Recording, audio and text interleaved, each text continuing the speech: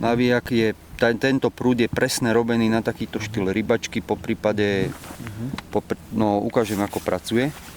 Čiže je tu brzda, ktorá pracuje na základe váhy nástrahy, čiže dáš si tam nástrahu a takto si zmagneš spojku a vyskúšaš si pomaly pada. Dobre, teraz máme tu nástrahu nadstavenú. Zmagnem spojku, pridržím prstom, jemným ako backendom, hodím plesk. Prst mám pripravený, po prípade, že dám kratší hod, tak ju trošku ťuknem, ale už väčšinou je nadstavená. No a teraz vidím krásne, že to mám dobre nadstavené, tak nástraha si ťahá sama. A toto je normálna zdolávacia brzda.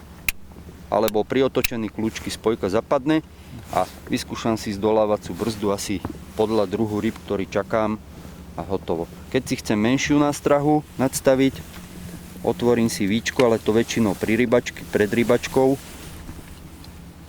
Tu vidím brzdu, plus, minus, nadstavím, hotovo.